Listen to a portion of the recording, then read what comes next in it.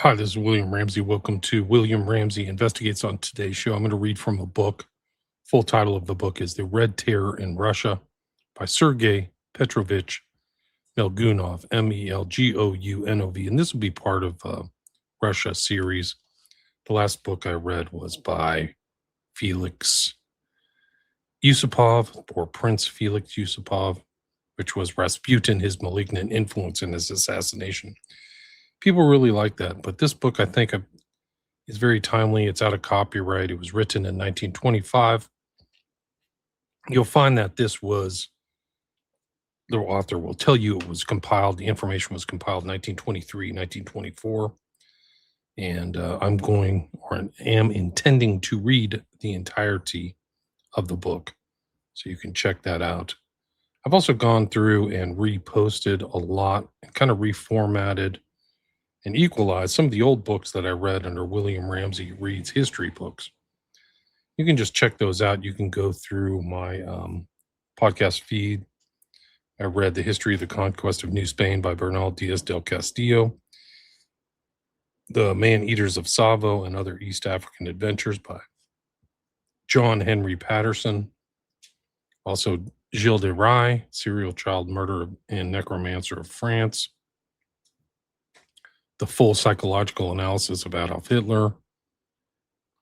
Let's see, what else have I read? Just some of the old stuff. I've gone through and reposted some of my old stuff, but those are some of the books I'll probably redo. The Wars of the Jews by Josephus. So I'll try to get those into the record. But I think this is timely. It was written around the time of these events and the destabilization that came after Rasputin, the fall of Nicholas II, fall of the Romanovs, and then the rise of the Bolsheviks, which were not fated really to take power. There was a kind of power vacuum. Bolsheviks came in and then instituted what we know as the Cheka, which is kind of a shortened phrase for like the extraordinary committee, it would be in English, but essentially intimidated and murdered people on their way to power. But again, the book that I will read in its entirety, and this will be part of a Russian series. After I'm done with this, I'll read another book about somebody who knew Rasputin firsthand. And then also have a book lined up about the Civil War between the whites and the reds. And we're kind of there if you're in the United States. It'll be more urban, rural here. It won't be the same, but the conflict is already taking place right now. The lines are being drawn, and I just don't see that it's tenable. I don't think it's sustainable in the United States the way things are going. So I'm not optimistic. I wish I could be. But again, the full book, The Red Terror in Russia by Sergey Petrovich Melgounov, 1925. Preface. Sergey Petrovich Melgounov, author of this work, was born on December 25th, 1879. The son of the well-known historian of the name, he is also a direct descendant of the Freemason who became prominent during the reign of Catherine the Great. Mr. Melgounov graduated in the Historical and Philological faculty of the University of Moscow, and then proceeded to devote his principal study to the sectarian movements of Russia, and to write many articles on the subject, which, collated into book form, appeared under the title The Social and Religious Movements of Russia During the 19th Century, and constitute a sequel to two earlier volumes on sectarian movements during the 17th and 18th centuries. As a young man, he took to contributing to the well-known journal Poslednia Vedomosti, or the latest news, and in its columns passionately opposed religious persecution, and subsequently published the articles as a volume entitled Church and State in Russia. The same researches into sectarianism brought him into contact and association with Tolstoy, whose views, however, he did not share, and Tolstoy's daughter, the Countess Alexandra Lvovna, with whom, at the time of the Bolshevist seizure of power, he was engaged in preparing for publication a new edition of her father's works designed to include certain compositions not yet published.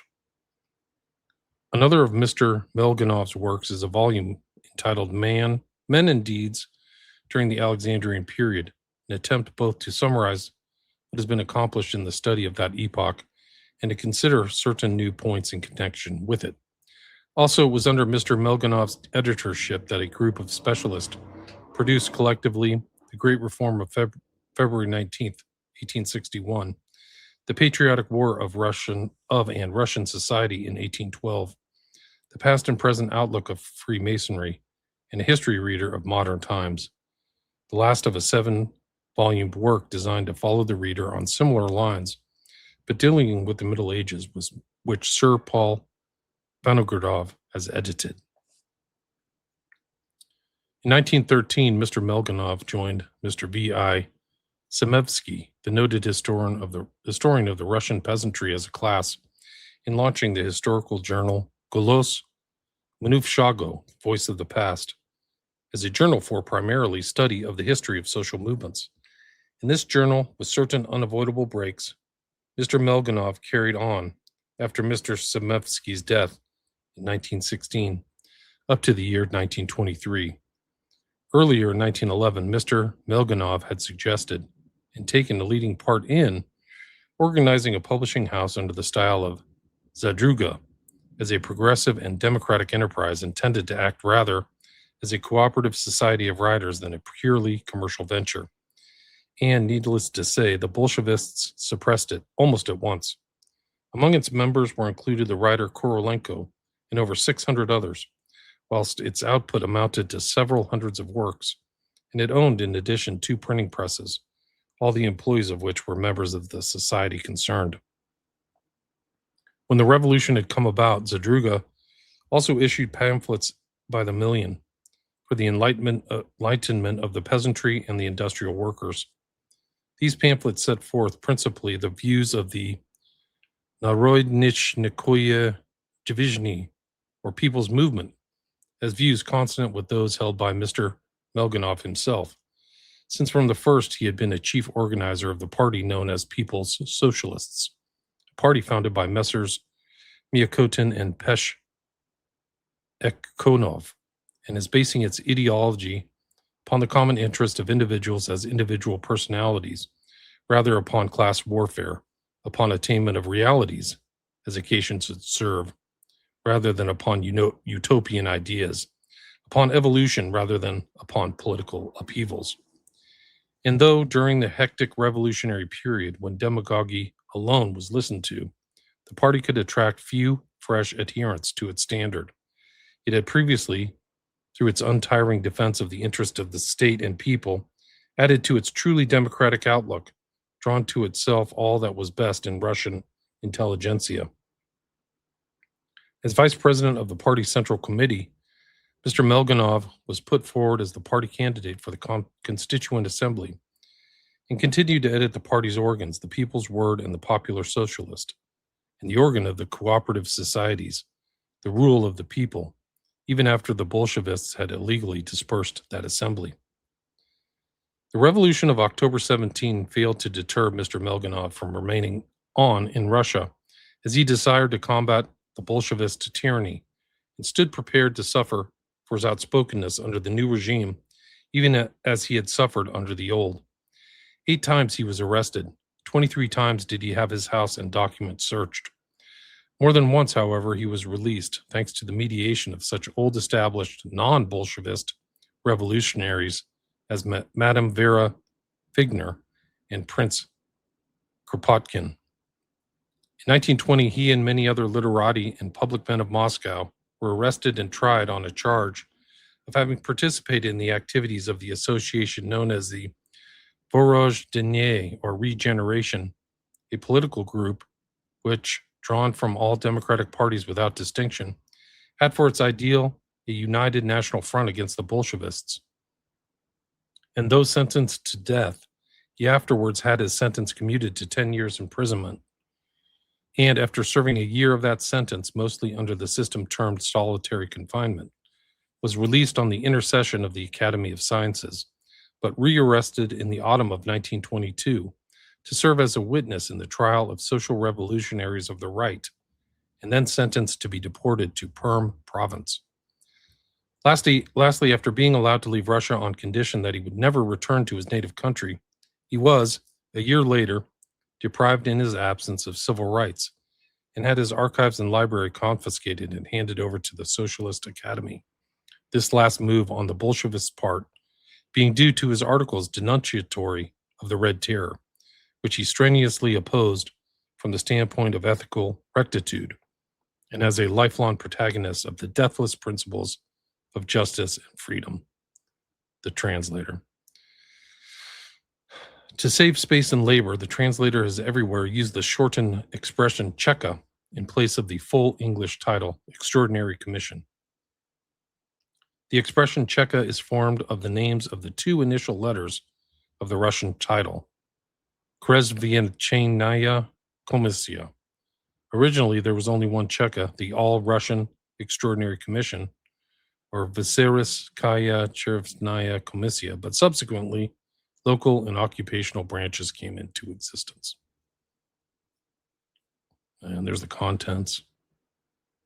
It's really broken up into 8 separate sections. And there are illustrations, 15 illustrations.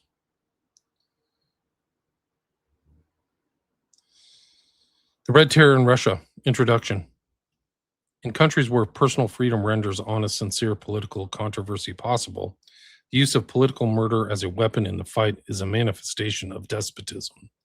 The executive of the Narodnaya Volya, or Party of Popular Freedom. I was in Russia during the first 5 years of the Bolshevist regime, but contrived to leave that country during the October of 1922. Scarcely had I broken my journey at Warsaw before I found myself confronted with a question involving one of the most complex psychological and socio-ethical problems of our day. For as I was sitting in a cooperative cafe run by some Polish ladies, the lady who was serving me with coffee suddenly put me the question, "Are you a Russian straight from Russia?" "Yes, I am Russian." "Then pray tell me, how is it that no one there seems willing to assassinate Lenin and Trotsky?" The unexpected, the point-blank question took me aback, and the more so because during the past 5 years I had lost the habit of expressing an opinion openly. But at length I contrived to reply that I myself stood opposed to all terrorist acts and considered them always to fail in attaining their purpose. Yet to think one man's death might save the lives of thousands who are destined to perish in those ruffians' torture chambers. How is it that though during Tsarist days ever so many people were ready to sacrifice their lives for others, even to assassinate, that wrong might be punished, not a soul now will avenge his outraged honor. Yet every victim has a brother, or a son, or a daughter, or a sister, or a wife. How is it that these will not avenge him? Oh, I cannot understand it. Leaving out the question of the ethical point of the wrong or the right of physical force, I replied that even though things in Russia had reached the point that human life had ceased to be of value, it should be remembered by anyone contemplating a terrorist act that revenge, even revenge wreaked out of a patriotic motives, would entail thousands of innocent deaths. And though in former days only the political criminal himself, or at most he and his associates, had suffered execution, matters were now different, as the past 5 years had shown. Chapter 1, Hostages. Terrorism is needless cruelty practiced by terrified men. Engels. Uritsky, People's Commissary of the Northern Commune and a leading spirit of the Cheka of Petrograd, was assassinated on August 17, 1918, by a socialist ex-student named Kanagiser, who during the war had been a military cadet. In the official report of the assassination, it was said, Leonid Kanagiser asserts that he killed Uritsky solely of his own free will, in revenge for the arrest of certain army officers and for the execution of his friend Peretsweg, but in no case in obedience to orders from any political party or association. On August 28th, another socialist, in this instance a Madame Kaplau, attempted similarly to assassinate Lenin. And how did the Soviet government respond to these terrorist acts? A semi official communique published in the issue of the Cheka's Weekly of October 20th reported that by decree of the Cheka, 500 hostages had been shot. Nor yet is the true number of these victims known, and probably it will never be known, and the same with regard to the victims' names. Nevertheless, it can at least be asserted that the real figure greatly exceeded the figure given in the semi-official communique, and that the original of the report was never published at all. On the following March 23rd, the Reverend B.S. Lombard, a British military chaplain, wrote to Lord Curzon, "In August last, 2 barge loads of Russian officers were scuttled in the Gulf of Finland, and some of the officers' bodies washed up on the shores of a property belonging to a friend of mine, lashed together with barbed wire in 2s and 3s. Will this be deemed an exaggeration? Yet Moscow and Petrograd still contain numbers of persons who could confirm the facts, whilst another source tells us that as late as the year 1921, the Bolshevists were disposing of their political opponents in the same barbarous manner." From another eyewitness of events in Petrograd of the period, we have the following details. As regards Petrograd, it is usual to place the number of executions for the year 1918 at 1,300. True, the Bolshevists admit to only 500, but that is because they take care not to include, in the estimate, the hundreds of officers and ex-civil servants and private individuals who were shot in Kronstadt and the fortress of SS Peter and Paul, shot not by actual order of the central authorities, but by order of local Soviets. Kronstadt alone saw 400 shot in a night after being posted before 3 huge graves dug in the courtyard of the fortress. Interviewed by a newspaper correspondent at this period, Peters, one of the chiefs of the all-Russian Cheka, described the terror as a terror simply of hysteria. Then he went on, "In spite of popular rumor, I am not as bloodthirsty as I am represented to be. All that has happened is that a few overexcitable revolutionaries lost their heads and showed too much zeal. As regards Petrograd, no shootings at all took place before Uritsky's murder, although there have been many since, and sometimes the shooting was indiscriminate. And as regards Moscow, its only response to the attempt upon Lenin has been the execution of a few ex-monarchical ministers. But," added the merciful Peters meaningly, "I should like to say that every endeavor on the part of the Russian bourgeoisie to raise its head again will be met with such a rebuff, with such a chastisement, as will throw even the Red Terror into the shade." For the moment, let us pass over the mendacious statement that no cases of capital punishment occurred in Petrograd before Uritsky's assassination, and not comment upon the fact that Moscow shot a whole batch of ex-monarchical ministers because one solitary socialist, and a woman at that, had made an attempt upon Lenin. Not at all did it deter Peters that scarcely a week had elapsed since there had been published in November 6th of the Weekly an abridged list of the persons shot in reprisal for the act. 10 months later, a further list of 90 names was published. It included ex-crown ministers, military officers, cooperative society employees, lawyers, students, and clergy. And even so, we do not really know how many were shot, since nothing further was published. All that we know is that during the same period, Moscow, for its part, shot over 300 persons. Those of us who were lying in the Butrika prison at that terrible time, and the prison into which persons were thrown by the thousand, without distinction of social status, will never forget the soul-racking experience. Life there at that period has been aptly described by an eyewitness as a bacchanalia of red madness and terrorism. Especially horrible, especially heartrending, was the necessity nightly of hearing, and sometimes of seeing, prisoners removed for execution. Every moment motor cars would arrive to fetch them away. Not a prisoner in the building could sleep. He could only lie and tremble at every blast of a motor horn. Every now and then some warders would enter a cell and shout to one another or another of its inmates and follow them and bring your belongings with you. And so they would go to the Chamber of Souls, to the place where the condemned were to be lashed together with barbed wire before actual execution. The horror of it all, For I myself was a prisoner in the Troika and had to go through that appalling succession of nightmares. From another eyewitness, we have the following. For the most part, I have forgotten the names of those who shared my captivity at the time of the Lenin attempt and went forth to be shot. But at least are those harrowing pictures still before me.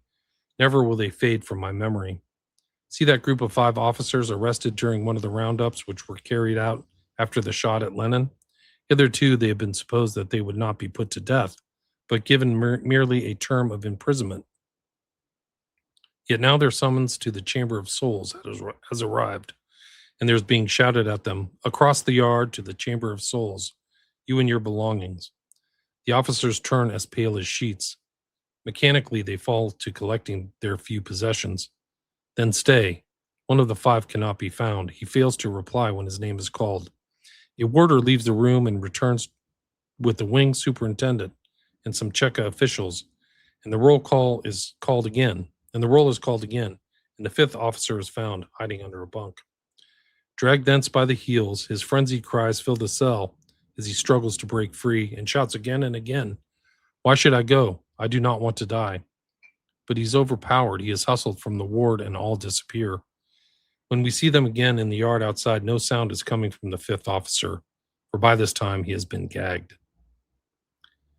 A sub-lieutenant named Semenov was thrown into the Butrika merely because, whilst watching the flames consume some trucks at the Kursk railway station, he had been heard to remark that, as likely as not, the Bolshevists had fired the trucks themselves in order to cover up their lootings thence. And his father and brother were arrested with him. 3 months later, he was examined by a people's prosecutor, informed that he was going to be set at liberty again. Yet to him, as to so many others, came the summons. Across the yard, you and your belongings. And a few days later, again, his name was figuring on a list of shot. Only when another month had gone by and the deceased father was being examined did the people's prosecutor tardily admit that, owing to the great mass of condemned, your son has been shot in error. Again, once it happened that a lad of about 18, who had been arrested during mass seizures carried out near the Church of Christ the Savior in July 1918, was removed from our corridor unexpectedly and is unexpectedly restored to us again. On his return, he told us that, awakened from sleep a few nights after his examination before the Cheka, he had been thrust into a motor car as though for removal to execution. At that period, prisoners were still being shot outside the city. It was only later that they were put to death in the basement of the Butrika and driven away. En route, however, the official in charge had happened to remark that his orders for the night were to shoot, not the lad, but a middle-aged man of the same name. Whereupon, on inquiries being made, it had been found that there were 2 prisoners possessed of the same Christian name and surname, though of different patronymics, and that the man appointed to be shot was age 42, whereas the lad was only 18. To what a small accident, therefore, did the lad owe his life. Also, there were thousands of captives over whose heads the Red Terror kept the Damocles sword so long and so constantly suspended that at last they would even refuse to leave their cells if told they were going to be released, since the announcement seemed to them merely a trap to induce them to go quietly to execution, whilst in other cases prisoners who had left their cells in the belief that they were going to be set free and had smilingly received the congratulations of their fellow prisoners would a few days later be figuring amongst the shot, or have been shot without having had their names published at all. Nor were Petrograd and Moscow the only towns where revenge for the Lenin affair was taken by shooting hundreds of victims. The wave of slaughter swept right across Soviet Russia and submerged cities large and small, villages, and hamlets. Nonetheless, the Bolshevist press issued very little information about the provincial executions. The weekly alone occasionally mentioned shootings under the heading of "The following persons have been shot in reprisal for the Lenin attempt," whilst the organ of the Cheka of Nizhny Novgorod, for its part, said, "The criminal assault upon Comrade Lenin, our spiritual leader, forces us, renouncing sentiment, to strengthen our hands in furthering the proletarian dictatorship. Enough of words. The commission has shot 41 persons from the enemy's camp." And to this statement, the journal appended a list of including officers, priests, and civil servants, a forester, an editor, a watchman, and so forth. And the same day, 700 more were seized in Nizhny Novgorod and held as hostages on the plea. Thus stated the Raboishi Kristanzi Nizhgorodsky List, or Workmen's and Peasants' Journal of Nizhny Novgorod, that every murder and every attempted murder of a communist must be replied to with shootings of hostages selected from amongst the bourgeoisie, now that already we have the blood of killed and wounded crying out for vengeance. And the Cheka of the canton of Sumy, Kharkov province, for its part, ordered the assassination of Comrade Uritsky and the attempt upon Comrade Lenin to be avenged with the application of Red Terror to 3 airmen. The Cheka of Smolensk to 38 landowners from the western area. The Cheka of Novorezev to a family consisting of Alexandra, Natalia, Eudoxia, Paul, and Michael Rozlyakov.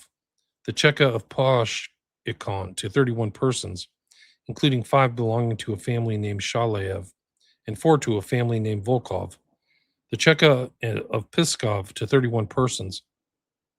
The Cheka of Yaroslavl to 38. The Cheka of Archangel to 9. The Cheka of Sabos to 17. The Cheka of Vologda to 14. The Cheka of Bryansk to 9, who, however, are described as burglars.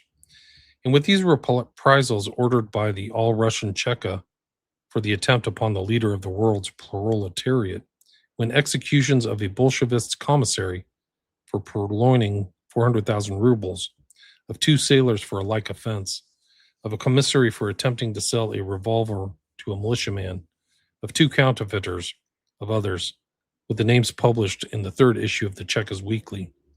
In fact, dozens of similar lists could be cited, as well as lists which never saw the light, for there is not a single locality where shootings, because of Lenin, failed to be carried out. A good example of a Lenin attempt press utterance is that of a sheet which, issued by the Cheka of Morshansk to combat counter-revolutionary activity, said, amongst other comments on current events, "Comrades, one of our cheeks has received a blow. To that blow let us respond with 100 blows delivered upon the enemy's face in its every feature. The Cheka already has ordained that preventative inoculation with Red Terror be applied. Let that inoculation be administered to the country in general, but especially to our town of Morshansk, so that the murder of Comrade Uritsky and the attempted murder of Comrade Lenin may be avenged with shootings of and forenames followed.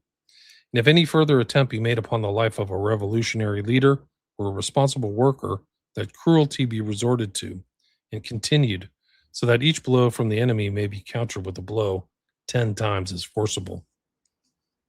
This, so far as I know, is the first official allusion to hostages, to the system of local settings, aside of citizens to be shot in case of further manifestations of counter-revolutionary activity.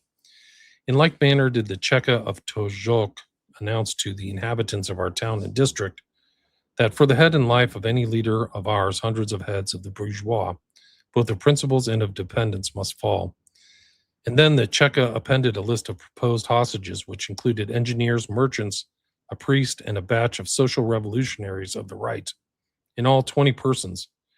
And at Ivanovo-Voznesensk, 184 persons were seized to be held as hostages, while Perm's vengeance for Uritsky and Lenin was the shooting of 50 hostages.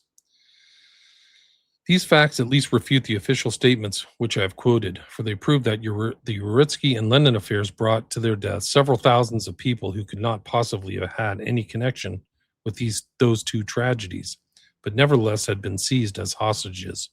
And as regards to what happened to the other hostages, a typical example is seen in the case of General Ruski. After that which Radko and Dmitriev and others of the number of 32, he had been thrown into confinement at Essentuki, and to quote the official communique, informed by order of Comrade Petrovsky, People's Commissary of the Interior, that he and his companions will be executed out of hand if the slightest attempt at a counter-revolutionary rising or the slightest attempt upon the life of a proletarian leader be made. Hostages were seized also in Kislovodsk, 33, and elsewhere, while at one time the number of hostages lying in the Pyatigorsk concentration camp amounted to 160. In Pyatigorsk, the following took place. On October 13th, 1918, the chief commissary of the Cheka, one Sorokin, conceived the idea of bringing about a rising to emancipate the Soviet power from the Jews. Wherefore he arrested and executed members even of his own Cheka, and then, to vindicate his action, produced documents purporting to prove that the executed officials had been holding communication with the White Army. Unfortunately, evidence subsequently furnished to Denikin's commission showed that Sorokin's real intention had been previously to safeguard himself by obtaining from a local extraordinary Congress of Deputies of the Soviet of Pyatigorsk and of revolutionary representatives and of Red soldiers, which he convened to meet him at Nevenomorskaya Stanitsa, an acknowledgement that he had acted rightly and with proper authority, but that before he had been able to present himself to his Congress, his enemies had branded him with outlawry and treason to the revolution, arrested him, and executed him out of hand. But one result of Sorokin's fate was to seal the fate also of the majority of the hostages who had been thrown into the local concentration camp. And in number 157 of the local Izvestia, we find published a decree signed by Artabakov, chief of the local Cheka, saying, "Inasmuch as on October 21st the lives of certain proletariat leaders in this town of Pyatigorsk were taken, we do comply both with order number 3 of date October 8th of this year, and with our decree already passed by commanding that the following hostages and members of counter-revolutionary organizations be shot in retaliation for those diabolical assassinations of esteemed members of our Central Executive Committee." And to the decree there was an attached list of 59 names, including those of General Ruski, an ex-senator, a financier, a priest, and others. And the statement that later these men were shot is a lie, for the truth is they were hacked to pieces with swords and their goods converted into communal property. Everywhere the same system of hostages flourished. A trustworthy witness has stated that when a certain P, a student, killed a commissary in Chernigov province, P's father, mother, and 2 brothers, the younger, one a boy of 15, were executed at once, with the family's German governess and her niece of 18, although it was only later that P himself was found and arrested. Indeed, that year the terror assumed such ghastly dimensions as to throw into the shade any similar phenomenon known to history. During the year, also, a group of anarchist and left social revolutionaries who at first had supported the Bolshevists and helped them to organize Chekas, revenged the deaths of certain comrades of theirs whom the Bolshevists had executed as hostages by committing a terrorist act on their own account. The affair began by Latsis, head of the all-Ukrainian Cheka, issued on June 15, 1919, the following statement. Inasmuch as certain members of the left social revolutionary, internationalist, or activist group have been sending threatening letters to leading Soviet workers and menacing them with a white terror, we, the all-Ukrainian Cheka, do herewith declare that if, in the future, even the slightest molestation of Soviet workers should be attempted, every social revolutionary activist who may now be in prison, both here and in Great Russia, will be shot, and the chastening hand of the proletariat made to fall as heavily upon the White Guard with his commission from Denikin as upon the activist social revolutionary who chooses to call himself an internationalist. The anarchist retort to this statement was a prearranged explosion of the central Cheka's very building, the building which stood in the Leonevsky Peroluk, being partially demolished, and more than one leading communist who happened to be within it at the time either killed or wounded. In turn, the Muscovite official press published on the following day a notice signed by Kamenev. Said the notice, "Truly shall the White Guards who perpetrated this outrage be subjected to the most terrible of penalties." And a further notice in the Avestia added, "The government will fittingly avenge the deaths of our murdered ones." Whence another bloody wave of bloody terrorism swept over Russia as the government fittingly avenged itself upon people who could not by any possible means have had anything to do with the explosion, and accomplished that end through the simple course of shooting anyone and everyone who happened to then be in prison, even though the anarchists alone, as their party subsequently acknowledged in the pamphlet published in Berlin in 1922, had committed the terrible act. And in Saratov, and the same Muscovite throwing of a bomb was avenged by shootings of 28 persons from members of the Constitutional Democratic Party and ex-candidates for the Constituent Assembly to an ex-member of the Narodnaya Volya group and a number of agriculturalists and priests, or such at all events was the official figure given. As a matter of fact, the number of persons shot was the number needed to bring Saratov's quota of the contribution to the all-Russian blood tax upon the total of 60 specified by Moscow's previously dispatched telegram. And from an ex-inmate of the Butrika prison, we receive still further light upon Moscow's methods, for by now that city had become the center of government in place of Petrograd, of compiling death lists, says this ex-inmate. Sakharov, commandant of the Cheka of Moscow, has deposed that when Dzerzhinsky returned from the scene of the explosion, he was extremely pale and excited, and ordered forthwith that all cadets and gendarmes and representatives of the old regime and counts and princes in custody at the time, both in Moscow and the local concentration camps, should be shot in the order in which they stood on the registers of detention.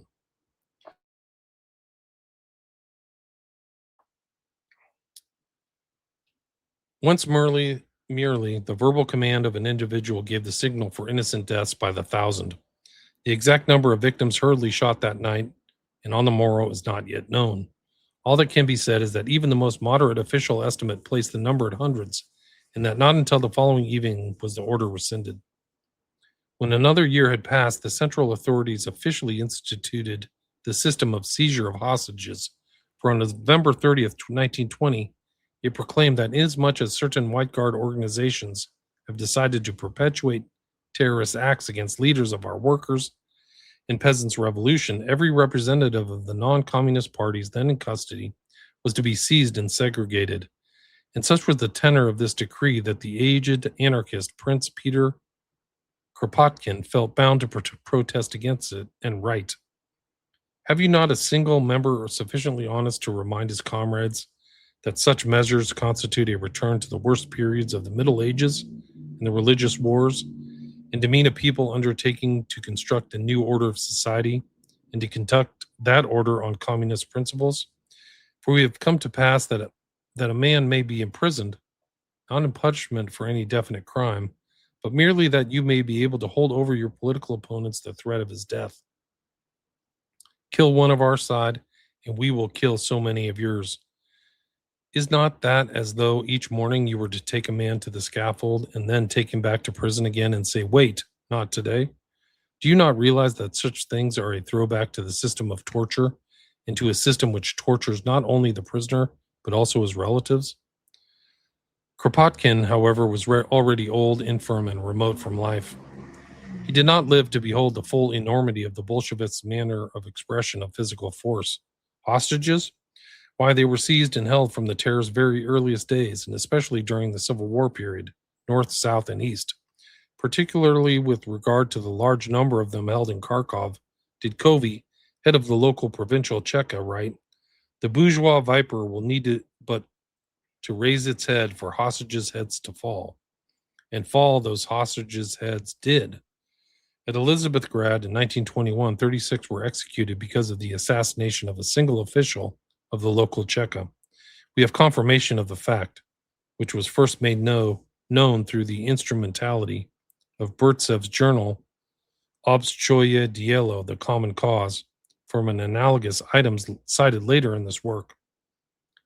In short, the saying "blood for blood" received wide practical application, and as early on as November 10th, 1918, we find Mr. H.B. Lockhart, British consul in Moscow, writing to Sir George Clark, "The Bolshevists have established the odious practice of hostage seizure.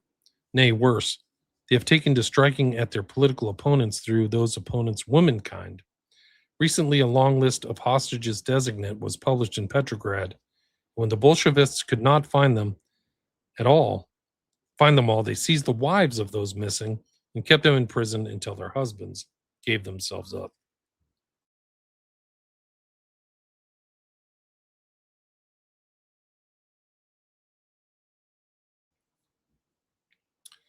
Yes, women and even children were arrested. Sometimes also they were shot. For example, Red Cross workers in Kiev have told us that a group of ladies seized in a place of some officers who had been forcibly impressed into the Red Army had escaped thence and joined the White forces were put to death in their husbands' stead. Whilst in addition, we know that in March 1919, the relatives of all the officers of the 86th Infantry Regiment were shot when that corps went over to the Whites, and that in a memorandum addressed to the All Russian Executive Committee by Madame Zubovich, a well known social revolutionary of the left, that lady said of certain executions of hostages in Kronstadt during 1919 that the officers in whose stead these hostages had been shot had merely been suspected of designing to transfer their allegiance to the Whites. Another plan, and an easy one enough, was to transfer hostages from their category as such to the category of counter-revolutionaries. Witness this extract from the Communist. On August 13th, the Military Revolutionary Tribunal of the 14th Army considered the case of the 10 citizens of Alexandria who had been made hostages and declared them to be hostages no longer, but instead counter-revolutionaries, and decreed their execution. And a sentence was carried out on the following day. During the peasant risings in the Tambov area, peasant women and children were made hostages by the hundred at a time, and sometimes forced to spend upwards of 2 years in prison in Moscow, Petrograd, and elsewhere. Whilst on September 1st, 1920, acting headquarters prescribed that rebel peasant families should have applied to them ruthless red terrorism, and all persons over the age of 18, regardless of sex, be arrested, so that if the bandits continue their activities, the same may be executed. Likewise, from villages, special contributions were exacted, with confiscation of lands and other property to follow in case of noncompliance with the demand. The precise manner of official fulfillment of these instructions we learn from one and another official communique published in the Izvestia of Tambov, where that journal says on September 5th, 5 villages were burnt to the ground. On September 7th, over 250 peasants were shot, so forth and so forth. We learned, too, that during the years 1921 and 1922, the Kozkukov concentration camp near Moscow had thrown into it as many as 313 peasant hostages. And though these hostages included children between the ages of 16 and a month, the typhus raged throughout the autumn of 1921. The half-starved, half-naked captives were allowed no winter clothing.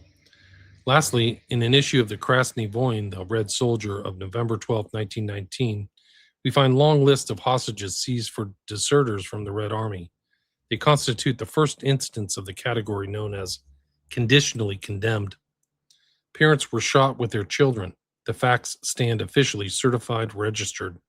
Children were shot in their parents' presence. Parents were shot in the presence of their children. And the special branch of the All-Russian Cheka under a maniac named Kedrov did especially bloodthirsty work in this way from his station at the front, either sent to the Butrika prison or shot on the spot batches of young spies, in other words, children between the ages of 8 and 14. I myself had many such cases come to my knowledge whilst I was still in Moscow. As for the spiritual tortures which Peter Kropotkin vainly denounced, they were practiced both by provincial and metropolitan Chekas, in addition to the usual physical cruelty.